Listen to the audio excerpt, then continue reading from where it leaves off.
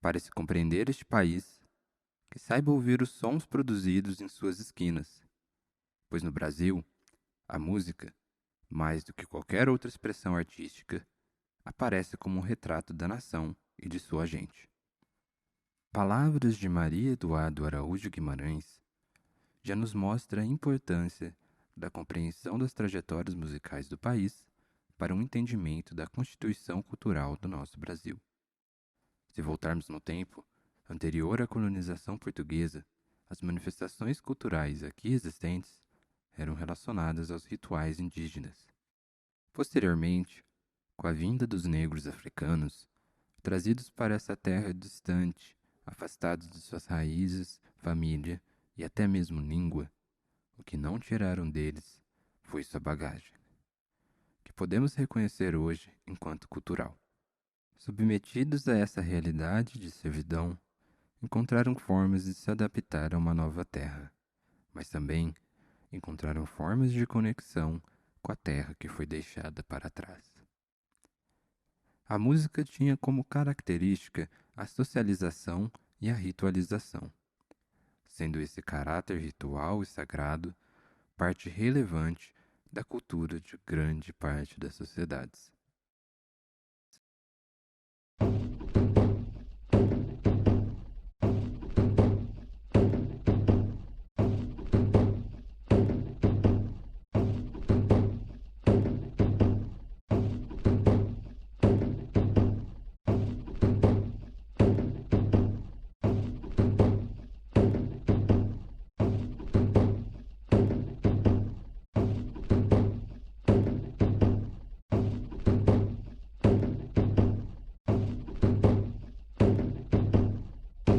Este ritmo binário, que é o alicerce principal de quase todos os ritmos da canção popular no Brasil, veio importado de longe, das plagas ardentes da África, onde o sol queimou a pele dos homens até carbonizá-la em negro.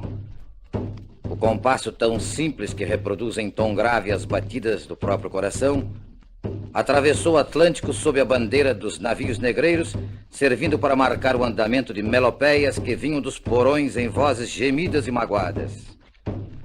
Chegou, chegou, Recongoê, chegou, chegou.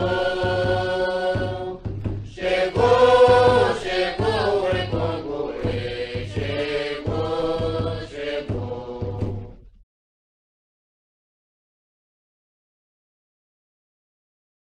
Quando a gente pensa em Brasil, a gente tem que pensar em toda a complexidade histórica pelo qual esse país passou até chegar aos dias atuais, né?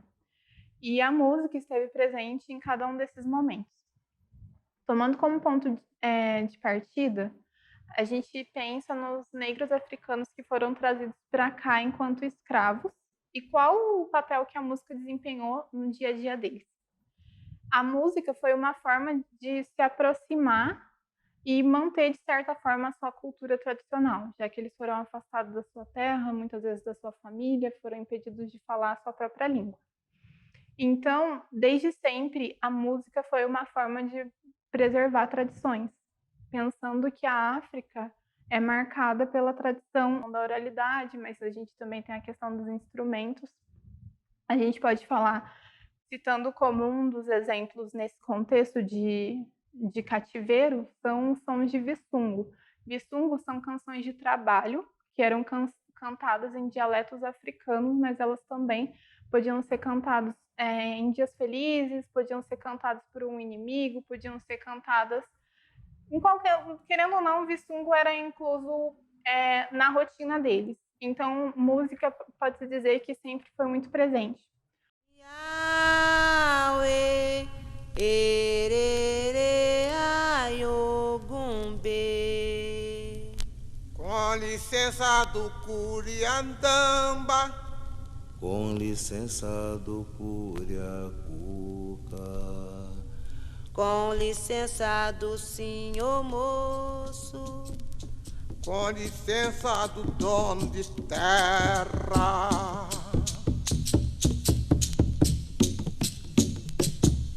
Com licença do Curiandamba, com licença do Curiacuca. música. Com licença do senhor moço, com licença do dono de terra.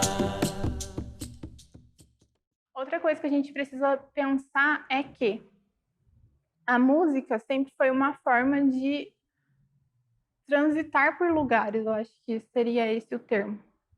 Tem uma autora que ela escreve sobre, o tema dela é o jogo da dissimulação, e ela vai falar como a gente faz uma imagem errada dos escravos achando que eles eram omissos à situação às quais eles eram impostos, quando muitas vezes eles realmente faziam esse jogo de dissimulação. Por exemplo, muitas vezes eles sabiam tocar, eles sabiam cantar, então seus senhores pegavam eles e levavam, porque a gente pode colocar enquanto uma situação de status. Você tem um escravo que sabe cantar, que sabe tocar, isso faz com que ele seja valorizado. Isso era bom para o senhor e era bom para o escravo que saía da condição de trabalho pesado para poder, de certa forma, fazer parte da casa grande. Então a gente pode concluir que a música sempre foi uma forma de resistência, uma forma de conseguir manter e perpetuar a sua cultura, mas ela passou por diversas ressignificações, tanto levando em consideração, tinham outras culturas envolvidas também no Brasil, né? Além da cultura africana, a gente tem a cultura portuguesa, a gente tem a cultura indígena, e tudo isso se junta para formar o que a gente chama de cultura popular. O que a gente pode falar que permanece na música e do contexto africano e vai sendo ressignificado é a parte instrumental, né?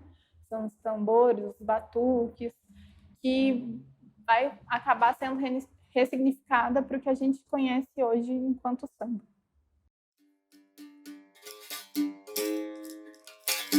Não tenho o que fazer para viver neste mundo.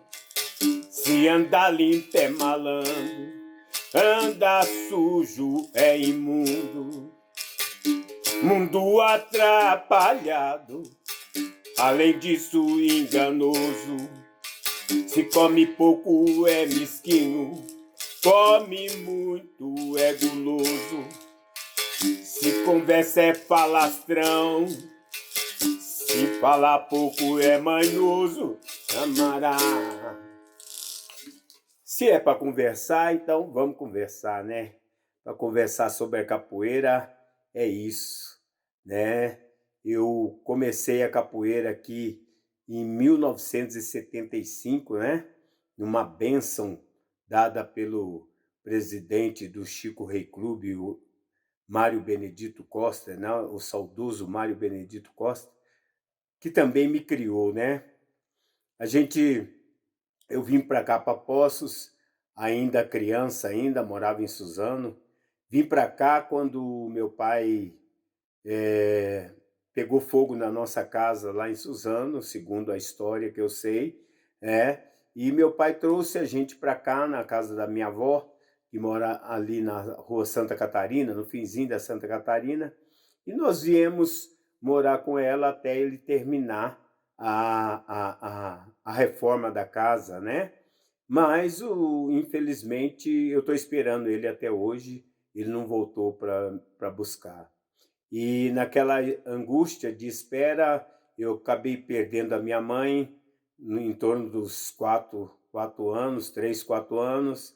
Depois fiquei morando com a minha avó até os 8 anos. Daí, depois dos 8 anos, a minha avó faleceu e ficou eu, meu irmão, minha irmã, até o Mário Benedito Costa me levar para a casa dele para terminar de me criar.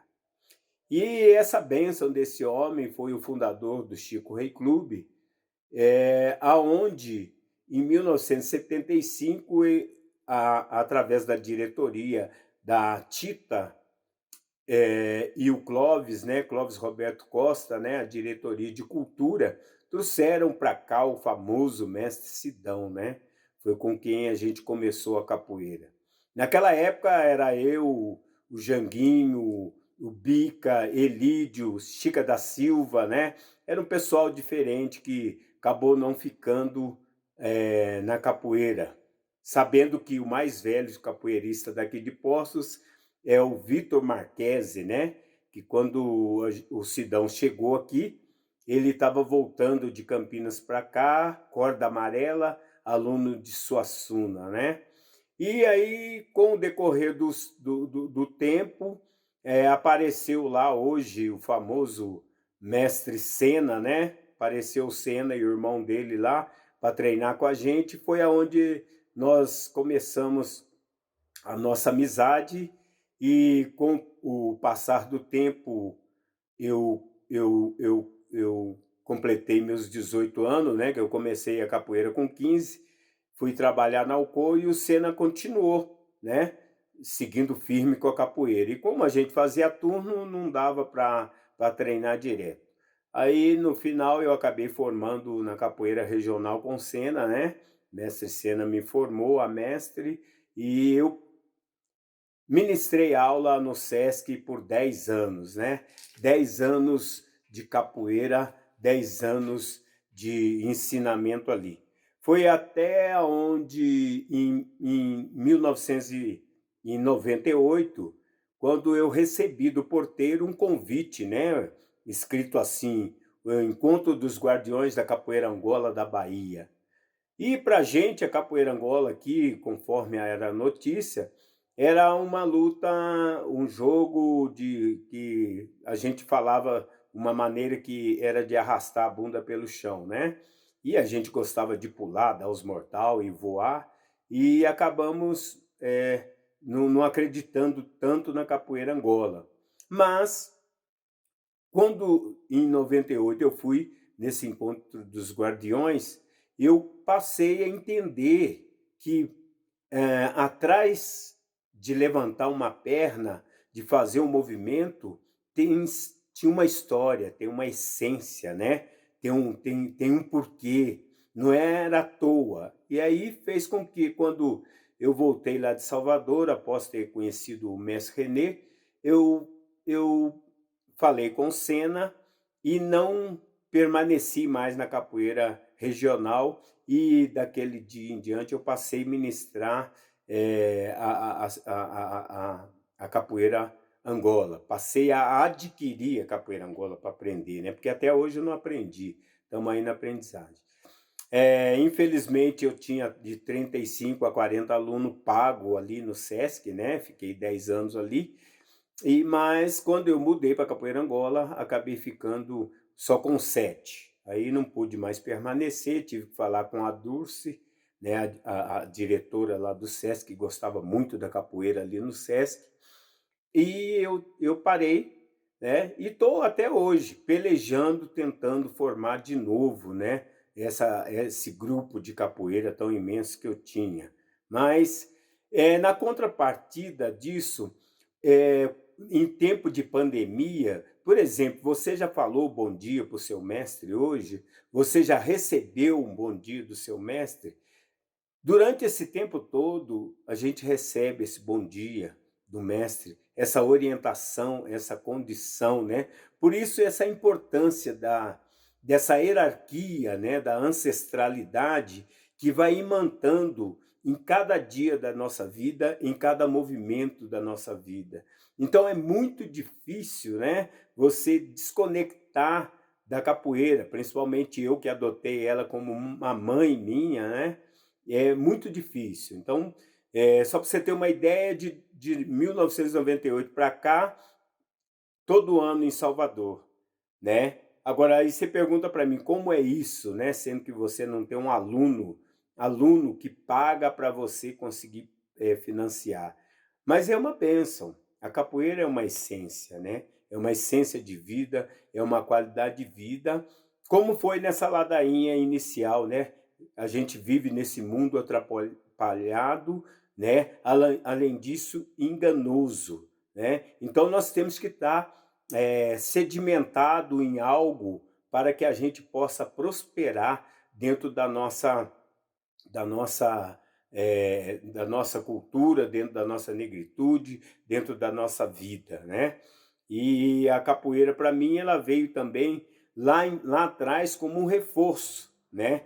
em combate ao preconceito, porque a gente, enquanto criança, né, os apelidos que a gente levava era tipo assim, pau de fumo, né, resto de incêndio, chaminé do lado avesso. Então a gente entrou na capoeira por isso, né, para poder contra-atacar aqueles inimigos, né, que preconceituavam a gente. Mas depois tudo mudou, hoje é só alegria, a capoeira é só vida, a capoeira é só prosperidade. Tudo bem? Então vamos lá. Mundo atrapalhado, além disso enganoso. Gratidão a todos. Então, para a gente entender isso, a gente tem que compreender que quando ocorre a assinatura da Lei Áurea, o negro não tinha uma maneira de inserção na sociedade. Ou seja, já ocorria uma cultura relacional no Brasil em que o negro não tinha esse tipo de relação. E não foi posto para ele uma maneira de se adequar a esses novos padrões. Uma das maneiras de estar tendo essa inserção na sociedade era através da música. E por que a música, né? Já foi comentado em que a música tinha um papel rituais, né, de religião, dentro da cultura do negro, e alguns senhores começaram a patrocinar esses músicos, e isso era visto dentro da sociedade da época como uma questão de luxo, de status, né? Então o negro passa a ter essa inserção por meio da música. Só que vale lembrar também que, apesar de serem músicos negros, não podia se tocar a música negra, né? Porque nessa época a gente, por mais que estava ocorrendo a Lei Áurea, né? A música, ainda que tinha esses toques que lembrassem a cultura afro, eram vistos com muito preconceito ainda. Então, por mais que ocorresse de músicos negros, a música negra ainda não podia ser tocada. E aonde que ela era tocada, né? Aqui a gente já tem agrupamentos sociais, como os terreiros, e como quando ocorre, nessa época começou a ter uma migragem de vários negros para as grandes capitais da época, como Rio de Janeiro. Então a gente tem essa onda de pessoas indo para lá. E aí é onde a gente começa a ter esses agrupamentos sociais, e é nesses agrupamentos sociais que a música negra era tocada. E a gente entra numa parte da música muito interessante, que é o samba. Porque o samba, hoje em dia, né, ele é visto como uma característica muito marcante do Brasil, né? E veio da cultura negra, né? Então, a gente tem que entender também que após a assinatura da Lei Áurea, a gente tem novos modelos políticos, porque começa a ocorrer a proclamação da República. Então, quando antes tinha um modelo que se utilizava da escravidão enquanto um modelo político também, agora não se existe mais.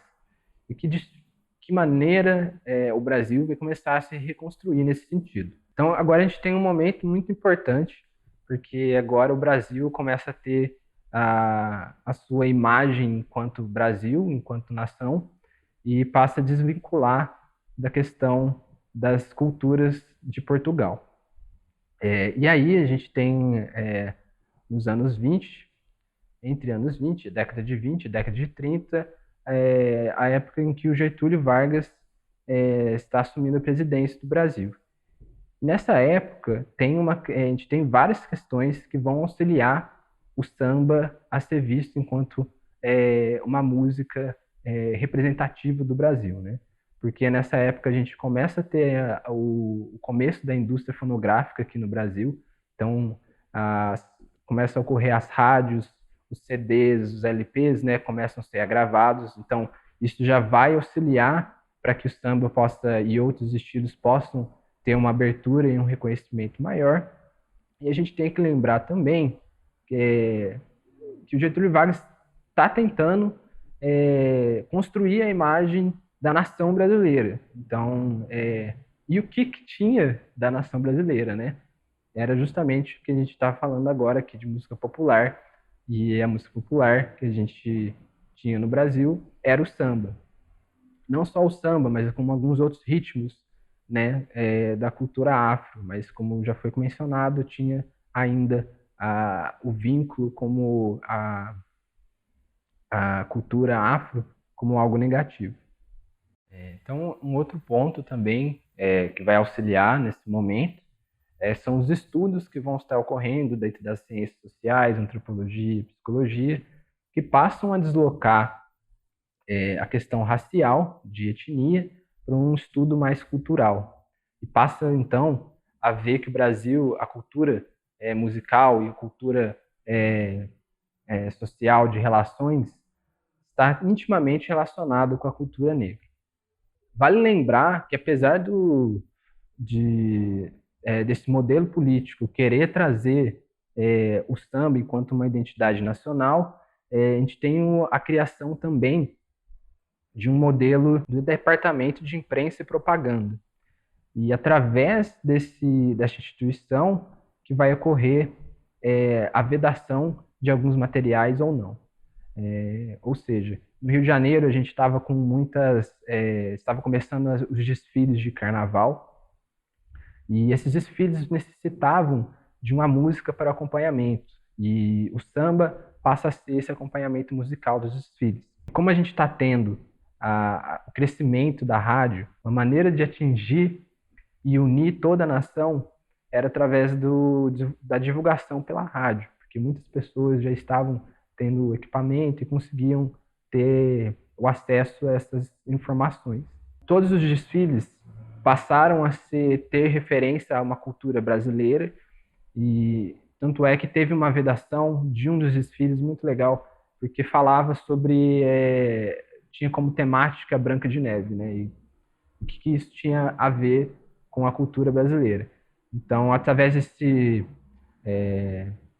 dessa instituição que ocorria a vedação. Então, se não tiver uma referência com a cultura popular brasileira, não vai poder ocorrer esses desfiles, entre outras músicas, né? Porque aqui a gente não pode esquecer, nessa época, um nacionalismo muito autoritário. Então, o samba, nessa época, ele estava muito ligado mais a questão musical do que na questão dos ritmos, do que o conteúdo cantado, falado, né? O samba do morro, né? Então começa a ocorrer muita apropriação de outros músicos não negros desse estilo para se tocar, onde eles faziam referência somente ao estilo musical, né? Os ritmos. Mas como teve essa evolução da divulgação fonográfica, cada vez mais o Brasil começa a ser referenciado por essa cultura que é o samba.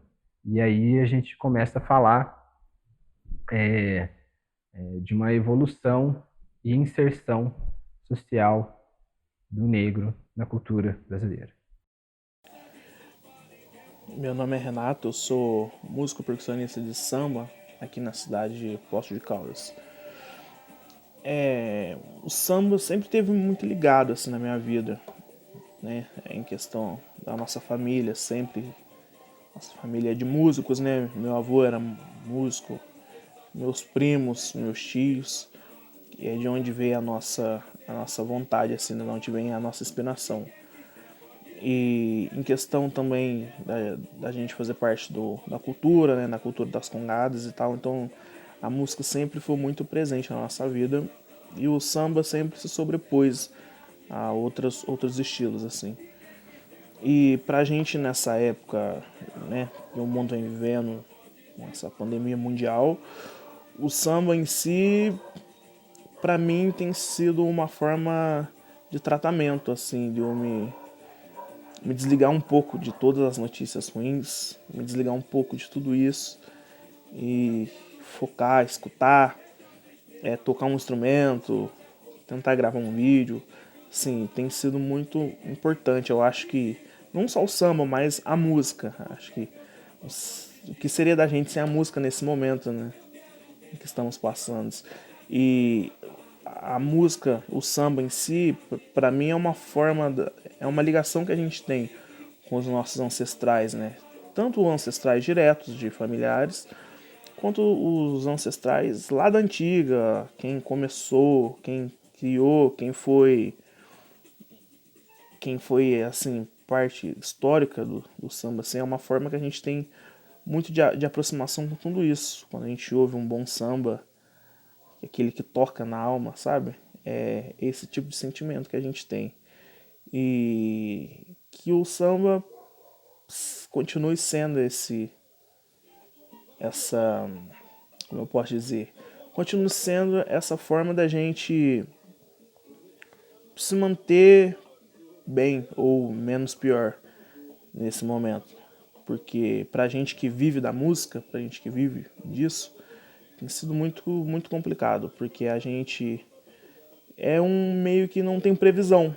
A gente tá sem previsão de volta, de nada. A gente meio que estamos perdidos. Mas com fé, muita fé, eu acho que a gente vai conseguir passar por isso e logo, logo voltar a fazer aquilo que a gente mais gosta, né? Que é a música, a arte, né?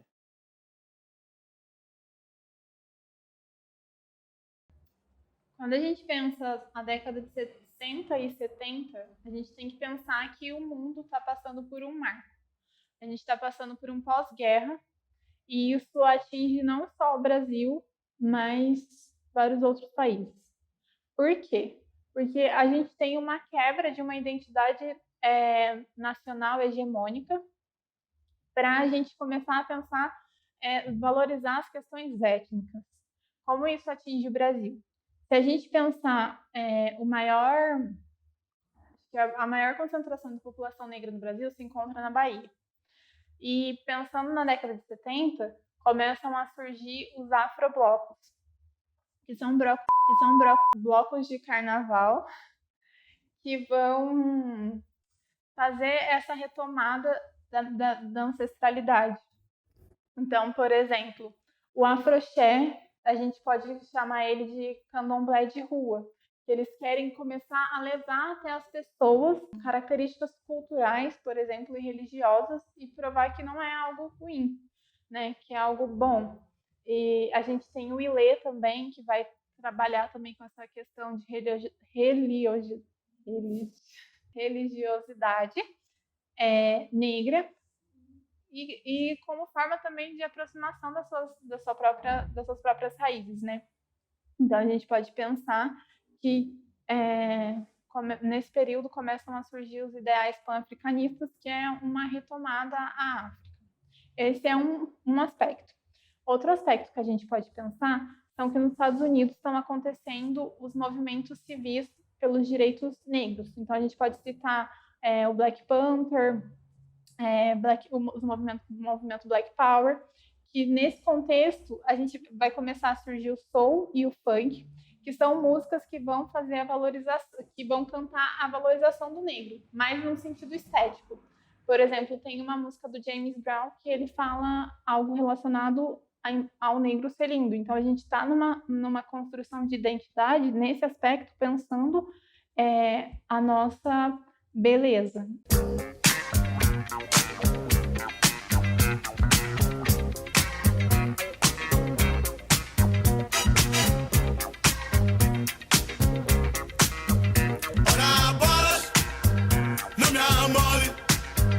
Esse papo de emprego não está vendo, não estou nessa. O que eu quero é sossego. Eu quero sossego. O que eu quero é sossego. O que eu quero é sossego. O que eu quero é sossego. O funk no Brasil, ele vai ocupar principalmente o Rio de Janeiro. Ele também chega a São Paulo, só que em menores proporções. Se ele chega aqui também na era disco, na reafirmação, na criação de uma autoestima, depois ele vai ser considerado um movimento subversivo e até violento. Porque esses bailes vão começar a ter práticas maiores de violência em grupo.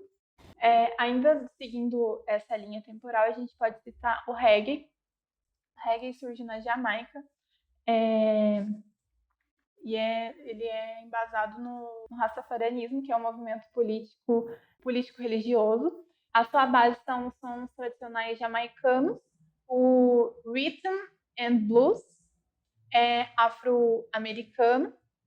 E aqui no Brasil, ele vai se difundir, por exemplo, na Bahia. Ele é presente no Olodum, nas batidas rítmicas do Olodum, mas o lugar em que ele vai se propagar, talvez, vamos falar assim, com maior intensidade, é em São Luís do Maranhão. Talvez por ser uma zona mais rural também, né? Mas ele vai se propagar lá e vai se unir a outros ritmos e a gente vai formar a gente vai ter o que a gente chama de reggae. E também, de certa forma, vai pregar a construção de identidade do negro por meio, vamos falar que é para um lado mais ativista nesse caso.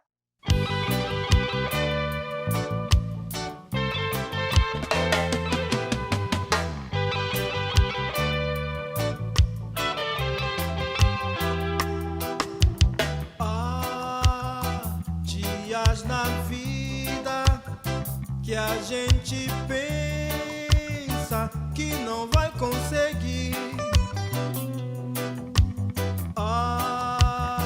Dias na vida que a gente pensa em desistir. Dias na vida que a gente pensa em sumir. No final da década de 70, já entrando na década de 80, a gente tem o surgimento do que a gente chama de rap. O rap é a união de uma, como que eu posso dizer? Poesia, no sentido, as letras são mais faladas, e ele é a junção do funk e do reggae. Ele tem influências dele. O rap se apropria da era disco, de certas tradições da era disco, para a construção assim das músicas em si. Por que eu estou falando disso? Porque é muito comum no rap os DJs eles pegarem, por exemplo, base de disco e fazerem o que a gente chama de sample das músicas e cantarem em cima delas. Uma coisa que a gente pode destacar no rap é que, apesar dessa distância temporal, a sua oralidade está muito ligada a tradições africanas também. Então, a gente pode pensar nesse contexto que muitos anos depois a gente vai estar ainda tendo essa proximidade cultural, mesmo que indiretamente.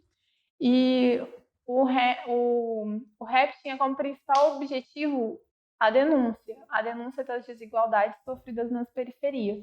Ele surge nos Estados Unidos, primeiro no Harlem, depois ele vai se propagar no Bronx e no Brooklyn também.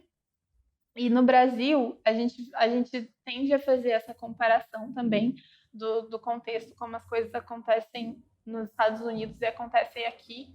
Só que a gente pode destacar do rap é que se nos Estados Unidos o rap tinha uma função mais imbativa, ele cantar, tipo, a ideia de gangues, do embate, de atirar. No Brasil, o rap foi pensado numa forma de denúncia discursiva, falar buscando soluções. Por fim, a gente pode dizer que o rap consegue unir as tradições africanas com a tecnologia ocidental e construir um próprio estilo musical.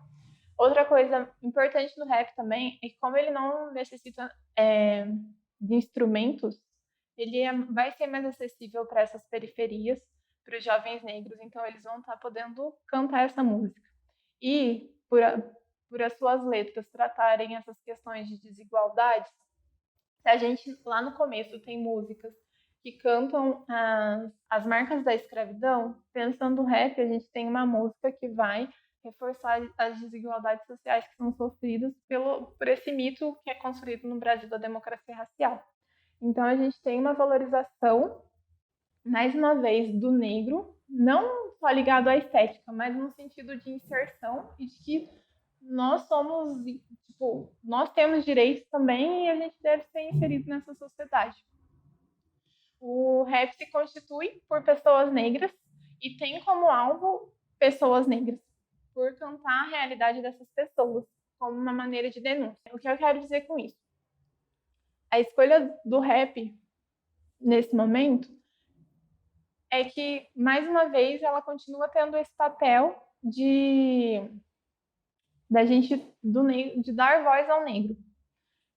De, mais uma vez, marcar a história do mesmo, para que, mais uma vez, ele possa estar deixando registrado as questões de desigualdades sociais pelas quais eles passam. Salve, meu nome é Robson, conhecido mais como Castor. Sou rapper, produtor cultural e produtor de audiovisual da cidade de Poços de Caldas. Para mim já é uma honra estar participando desse convite do Pedro e da Débora, desse trabalho que eles vêm realizando, essa pesquisa. Acho super importante. Vim falar um pouco de como eu me inseri no mundo da música e o que me inspira, o que me faz compor, o que me faz trabalhar cada dia com arte, com minha música, né? Eu comecei muito cedo, com 12 anos eu escrevi minha primeira letra, acho que muito por conta das minhas vivências. Foi em um projeto social, falando, até curiosamente, nesse momento que a gente vive, mas na época eu falei sobre higiene. E hoje em dia, de uma certa forma, a gente pensa também nessa questão da higiene como prevenção, né? Até em frente a essa pandemia que a gente está vivendo, né? Talvez um outro tipo de higienização, né, que talvez não era tão comum, né, que é o sentido de lavar as mãos todo tempo, álcool e gel, enfim, esses procedimentos que a gente toma, esses cuidados hoje em dia aí. Enfim, me inspirei muito em pessoas que estavam à minha volta. O hip hop foi apresentado para mim muito cedo, né, através de videoclipes, através de músicas, né, que amigos mais velhos já escutavam, através de grupos de dança que ia visitar as escolas. E isso me fez entender o hip hop, me fez conhecer o hip hop muito cedo. E aí eu fui me aproximando, eram pessoas que estavam próximas a gente. Então acho que assim, a cultura já veio e abraçou a gente sim, de uma forma bem familiar e deu esse aconchego mesmo ali, né? E ao mesmo tempo conhecimento, força para lutar cada dia. E foi uma experiência que a cada dia é algo novo que se aprende dentro dessa cultura chamada hip hop, do qual eu faço parte, do qual eu amo muito. E isso me tornou uma pessoa que foi aos poucos conhecendo várias coisas. Eu fui ficando cada vez mais curioso para entender esse universo do hip hop, dentro do universo do hip hop, esse universo da cultura, né? Eu sempre sempre tive muita cultura em minha volta, né? Na minha cidade, com a questão da capoeira também. Escolas de samba que eu participei, foram tudo coisas que foram me formando, me moldando para trabalhar com arte. E hoje em dia eu trabalho com arte já faz 10 anos e sou muito feliz com isso. Tenho projetos nas escolas porque eu entendi que como não só eu, mas eu e os meninos que fazem parte do meu grupo Leve, a gente entendeu que trabalhar na base é fundamental para a gente ir cada vez mais plantando, né, para colher frutos mesmo na frente. Isso é totalmente importante. E temos trabalhos nas escolas baseados realmente se inspirando no que a gente vivenciou. Então acho que essa é uma das maneiras da gente trabalhar e usar nossa arte como ferramenta ali, engajando vários jovens a estarem correndo atrás dos seus sonhos, né, lutando e não aceitando qualquer coisa que vem para eles e realmente eles traçarem um objetivo para a vida deles, seja com arte, seja através da educação, seja através de várias formas, mas eles idealizarem o sonho deles e correrem atrás disso. Eu acho que isso é uma das ferramentas que o hip hop possibilitou para a gente. sempre me inspirei muitas pessoas que estavam à minha volta, né, artistas, né, pensando em algo mais global assim. Desde criança eu fui muito influenciado por artistas como Michael Jackson, James Brown, alguns artistas também brasileiros que eu fui conhecendo ao longo do tempo dentro da música, Milton Nascimento, Itamar Assunção. Fui me moldando a estar escutando sempre mais, estar aprendendo mais, buscando artistas da cidade, que são vários, que estavam em nossa volta e ainda estão. Nos inspira sempre, porque acho que é uma realidade que conversa muito com a nossa realidade daqui. Isso é totalmente importante, essa identificação. E isso, de uma certa forma, vai te moldando ali como artista, como ouvinte, como pessoa que está buscando aprender através da música, através da cultura, através da arte. E é isso, eu enxergo muito a questão também da minha ancestralidade, eu estar buscando sempre isso, ter essa conexão para trazer isso para a música, para minha obra, que acaba que quando eu termino ela e disponibilizo ela aí para o mundo escutar, eu já não enxergo mais só como minha obra, mas sim como uma obra do universo que está para as pessoas estarem consumindo da forma que elas acharem melhor, estarem entendendo também. Pode rolar a questão da identificação, pode rolar a questão de várias coisas ali, né, que a música tem esse poder de mexer. E juntamente ali, talvez com o trabalho audiovisual, com o trabalho de fotografia, do qual a gente vem buscando, vem tentando trazer referências, né, da nossa ancestralidade mesmo, do qual eu acho muito importante, que forma a gente também a cada dia a estar buscando uma evolução, não só como artista, mas como ser humano, como a nossa energia e o nosso plano de estar aqui, sempre buscando nesse momento agora esse sentido da evolução, seja em todos esses âmbitos, assim. E isso é totalmente importante e eu olho a minha obra dessa forma, eu tento lançar ela dessa forma e espero que sempre ajudem as pessoas. Acho que é um momento difícil que a gente está atravessando agora, né? Acho que para várias pessoas o mundo tá bem caótico em vários pontos, mas também temos que tentar entender e tentar buscar sempre essa positividade de pessoas que estão tentando remar realmente contra a maré. A gente tem até uma música que fala lutar contra a maré, que fala um pouco disso, da gente lutar contra esses obstáculos. E eu acho que a nossa vida também sempre vai ter muitos obstáculos e a gente superar isso com força. E quando a gente entende que tem várias pessoas com o mesmo pensamento, pessoas que estão engajadas ali, querer lutar por algo melhor e por algo justo, eu acho que a luta, ela caminha melhor, né? A gente caminha ali unidos e vai transformando tudo. Certinho? Agradeço pelo convite, espero que tenha ajudado aí um pouco essa entrevista, um pouco essa fala. Chego aqui humildemente, bora para aprender. Agradeço demais eu, Pedro e a Débora, sucesso no projeto. Tamo junto, gente. Pensando nisso e pensando o link que pode se fazer com o contexto que a gente tem vivido, as músicas que a gente escolheu são de rap, sim, mas são de rap porque foi o único gênero musical que a gente encontrou que os músicos produziram nesse período de quarentena e produziram falando sobre o coronavírus. O que eu quero dizer com isso? Cada um do seu próprio ponto de vista, do seu próprio aspecto, buscou mostrar as desigualdades pelos quais a população tem vivido.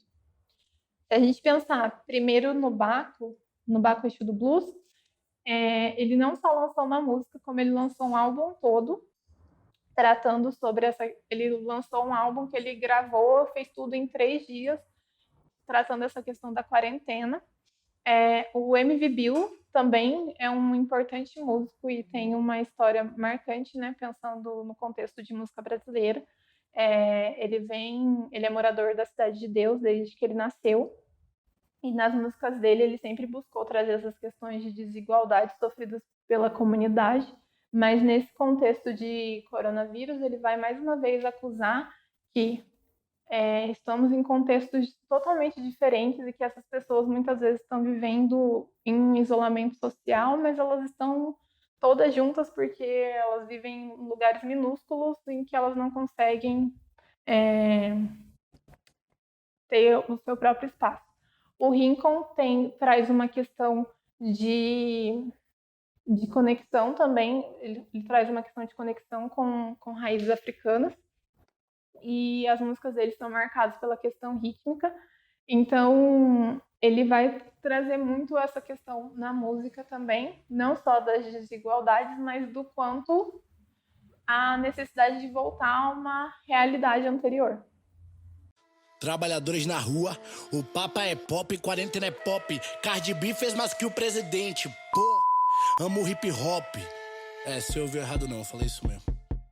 Os avós, filhos e netos, tudo tão apertado, não negue. Difícil dividir o mesmo teto, nem o Bob segura esse reggae. Sem dinheiro não existe projeto, fica em casa é só hashtag. Nem por isso não acho que é férias, não dá mole que a coisa é séria. A cidade é um corpo e a quarentena anda desentupindo as artérias. O consumo que anda bem diluído e o céu anda menos bem poluído. Se essa porra passar, vamos fazer festa ou iremos voltar mais evoluídos? Eu tô cheio de dúvidas. Alguém avisa pra esses cara que a gripe é mundial e a cada dia o número de infectados dispara. As ruas estão vazias, assim que tem que ser.